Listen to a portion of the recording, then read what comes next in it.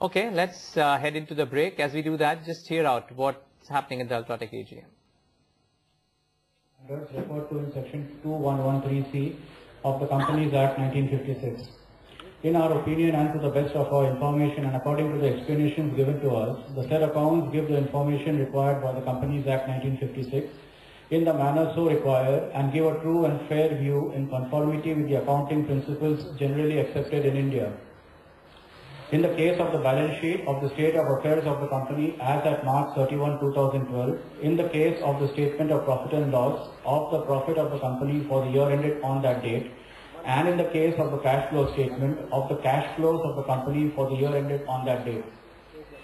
On the basis of the written representations received from the directors as on March 31, 2012, taken on record by the Board of Directors, we report that none of the directors is disqualified as on March 31, 2012 from being appointed as a director in terms of section 274(1)(g) of the Companies Act 1956 for Deloitte Haskins & Sells Chartered Accountants, B.P. Shah Partner, for G.P. Kabadia and Company Chartered Accountants, Atul B. Desai Partner, Mumbai, April 23, 2000.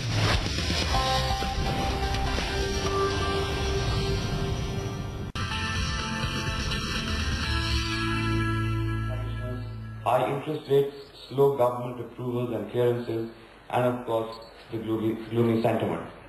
But we must not forget that during 11-12, India recorded its highest ever exports, highest inbound FDI of $48 billion, and highest agricultural production. This should give pause to all those who are negative on the economy. The rating agency's warning was much more about fiscal balance than about growth prospects.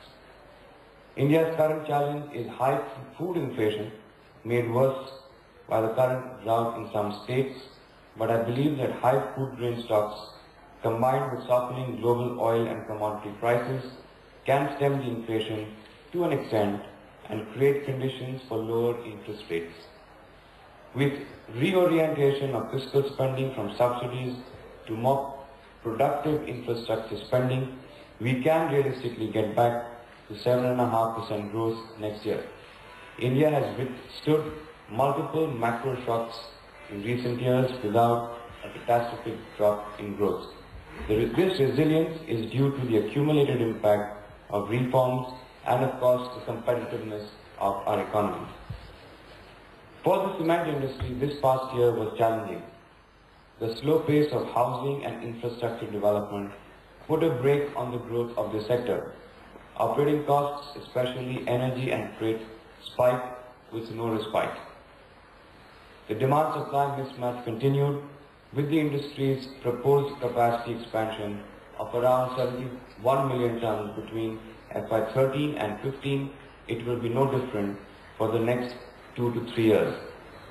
I believe the short-term prospects for the industry appear therefore bearish. Regardless, over the medium to long term, the sector we believe offers good growth potential.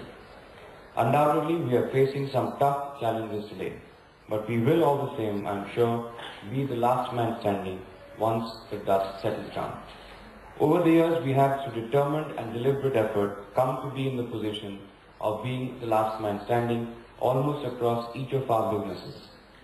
Be rest assured that the last man standing has the best chance of being the first man forward. Let me explain this piece through our own growth story.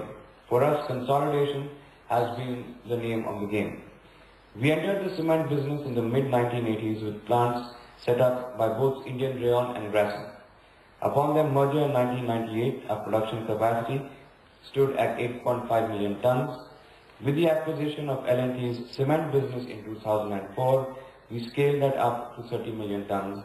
Today we have ramped it up to 52 million tons and we are set to scale it to 62 million tons by the end of next fiscal. Power is key to the ongoing sustainability of the cement business. Hence, in so far as it has been possible, being self-reliant in power is our preferred route. In the last 8 years, your company has added 485 megawatts of captive thermal power. Our current capacity is 529 megawatts, which we will raise to 659 megawatts by the next fiscal. These measures have made your company's integrated units self-sufficient in their power requirements. It might interest you to learn that the kilns and thermal power plants at your company's integrated units are designed to operate using alternative fuels which give them flexibility in their operations. I am also pleased to share with you that Ultratech is reckoned as a premium Asian brand. It is the single largest cement brand in the country, synonymous with superior quality, technological prowess and unmatched customer attention. Today we stand at an inflection point. Our balance sheet is strong with robust financial indicators. So from this position of strength, we as the last man standing have the best chance of being the first man forward to consolidate market positions, to show superior performance and also to get an edge over our competition. I am sure all of you